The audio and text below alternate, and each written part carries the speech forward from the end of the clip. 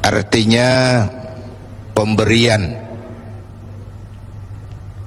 karunia, given. Bahkan Imam Ali Al-Jurjani menyatakan yang disebut rezeki adalah pemberian, karunia, baik dia konkret maupun abstrak. Nah, kalau demikian soalnya, belum pernah sesaat pun dalam hidup kita ini rezeki pernah berhenti. Belum pernah. Sejak kita bangun tidur sampai kita tidur lagi, kata Mbak Surip, sejak kita bangun tidur sampai kita tidur lagi, bahkan tidur itu sendiri rezeki dari Allah Subhanahu wa ta'ala. Nah, terhadap rezeki yang begitu banyak, yang kalau kita mau menghitung kita tidak akan pernah sanggup menghitungnya. Allah cuma minta satu, syukuri itu. Kalau kamu syukuri, aku tambah. Kalau kamu ingkar, tidak pandai bersyukur, awas, azabku itu pedih. Jadi ayat ini mau bilang, nikmat bisa berubah menjadi bencana kalau kita tidak pandai mensyukurinya, termasuk urusan rezeki ini. Itu sebabnya saya katakan, orang kaya bisa masuk surga karena hartanya, orang kaya bisa terjungkal ke neraka juga karena hartanya. Syukur apa tidak syukur. Pejabat bisa masuk surga karena jabatannya, pejabat pun bisa terjungkal ke neraka juga karena jabatannya. Syukur apa tidak syukur. Orang alim itu bisa sampai ke surga karena ilmunya. Orang alim itu bisa masuk neraka lebih dulu dari penyembah berhala juga karena ilmunya. Syukur apa tidak syukur. Bapak Ibu hadirin, lalu bagaimana mensyukuri suatu rezeki itu? Mensyukuri nikmat itu caranya dua. Pertama, syukur qauli, syukur dalam bentuk ucapan. Terima kasih ya Allah, terima kasih Tuhan. Kalau yang model begini sih semua kita bisa. Ya Bu ya? Bu, apaan?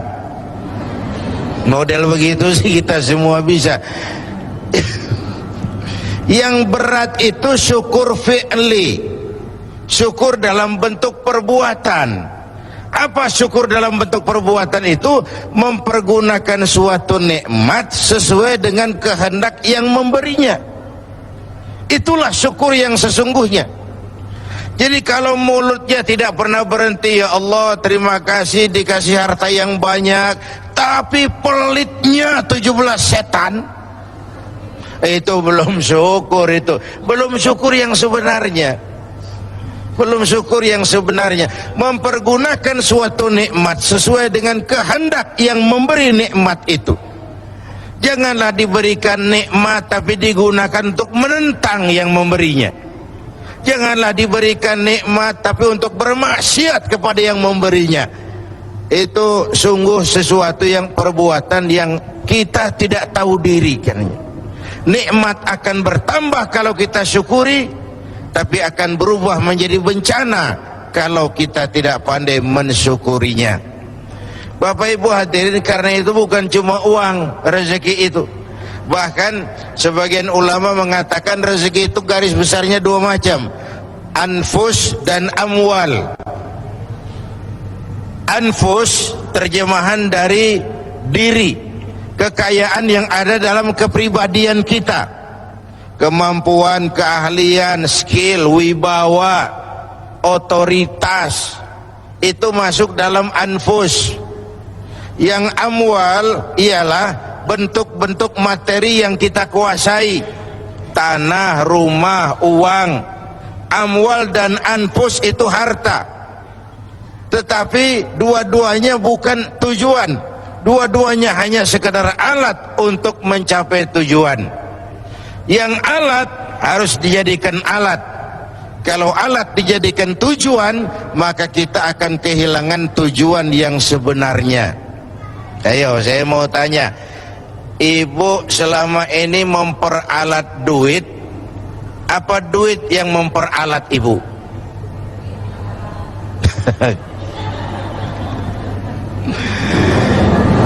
Selama ini kita memperalat harta atau harta yang memperalat kita?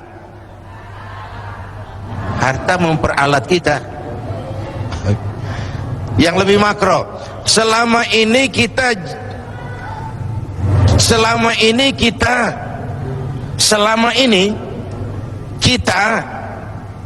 menggunakan dunia atau dunia menggunakan kita?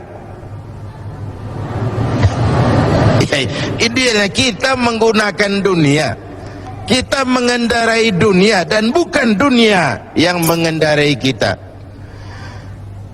Baik, terima kasih Pak Kiai. Alhamdulillah, kita akan lanjutkan lagi. Tadi ada Bapak, Ibu, dan pemirsa TV One yang saya cintai, tadi saya katakan bahwa rezeki apapun bentuknya itu sekadar alat, bukan tujuan. Lalu apa tujuan kita? Tujuan kita itu dua. Pertama namanya tujuan jangka pendek, yaitu fid dunya hasanah. Itu tujuan jangka pendek, fid dunya hasanah. Yang kedua tujuan jangka panjang, wa fil akhirati hasanah. Kebahagiaan di dunia sebagai tujuan jangka pendek dan kebahagiaan akhirat sebagai tujuan jangka panjang. Untuk mencapai tujuan inilah kita menggunakan alat. Alat itu namanya rezeki. Jelas Pak? Jelas? Jadi rezeki ini untuk tujuan jangka pendek harus mengantarkan kita mencapai fid dunya hasanah. Untuk tujuan jangka panjang dia harus mengantar kita wa fil akhirati hasanah. Kebahagiaan di dunia dan kebahagiaan di akhirat. Alatnya rezeki ini, pangkat dan jabatan, kemampuan dan kewenangan, harta dan semua kekuatan materi yang kita miliki untuk tujuan jangka pendek harus membangun fid dunya hasanah. Tujuan jangka panjang menciptakan wa fil akhirati hasanah. Jelas Bu? Jelas? Apa yang jelas? Ya yang barusan itu. Yang barusan itu. Kita tidak sekedar punya tujuan jangka pendek dari hidup ini, kita punya tujuan jangka panjang. Karena ada tujuan jangka panjang, cara mencapai tujuan jangka pendeknya diwarnai oleh keyakinan tujuan jangka panjang. Maksudnya begini, iya saya kepengen punya rumah bagus, tapi kalau korupsi akhiratnya gimana? Ini loh, tidak terjebak menghalalkan cara. Karena orang yang tujuannya cuma fid dunia hasanah, pokoknya dunianya senang, itu mudah menghalalkan segala cara. Tapi kita punya wa fil akhirati hasanah, kebahagiaan di akhirat nanti. Ini yang mewarnai cara kita mencapai tujuan jangka pendek.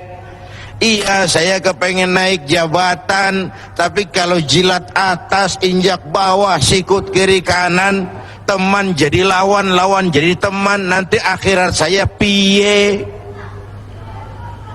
Iya, saya kepengen jadi banyak uang, tapi kalau makan renten, nipu orang, buka peternakan tuyul, nanti akhiratnya piye?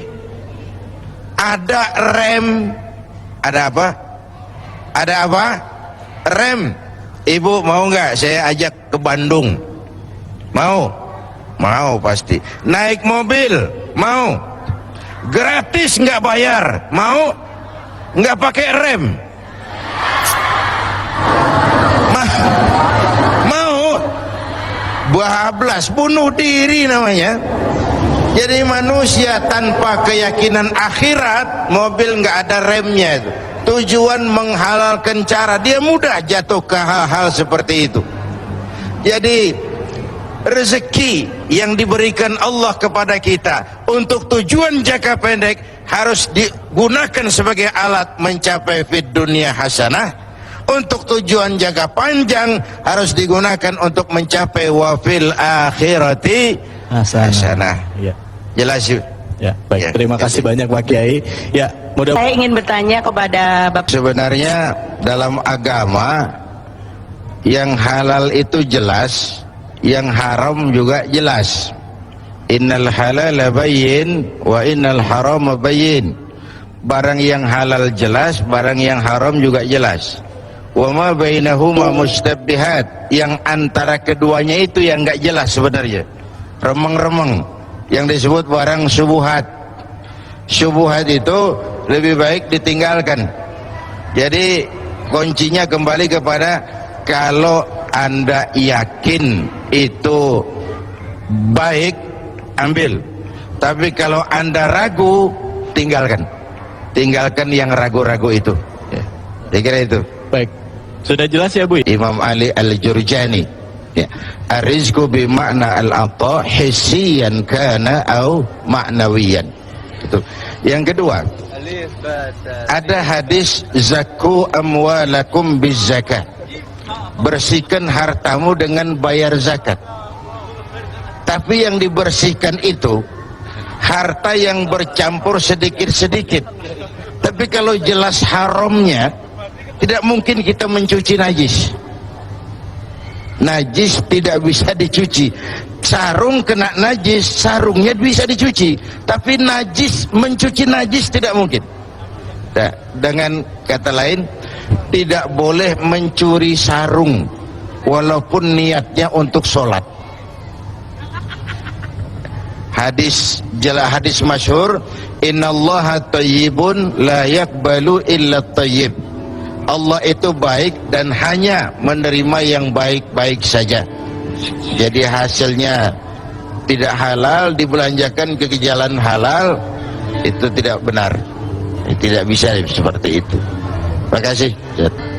Terima kasih. Tidak bisa seperti itu. Ya, ini jadi mengambangkan ya. Ya, baik pemirsa, jangan tinggalkan kami karena kami nanti akan kembali lagi. Jadi tetaplah di Tablik Akbar Ramadan sambil meningkatnya angka kriminalitas. Begini, dalam teori kejahatan itu, kriminal itu muncul karena dua faktor. Bu, dua faktor. Maaf Pak, kalau Bapak kan tenang, CS. Ini juga kereseh nih ini.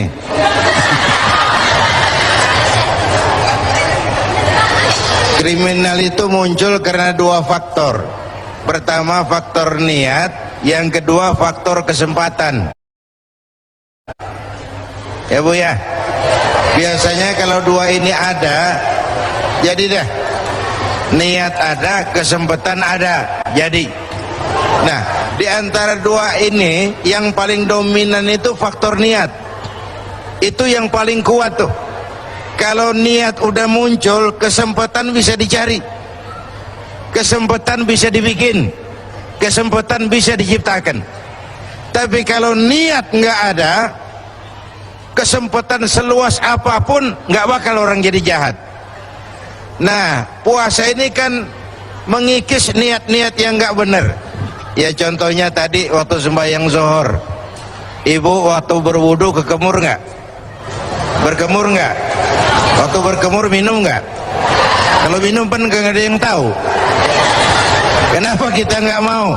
Niat nggak ada. Biar orang kagak lihat sekalipun nggak ada masalah.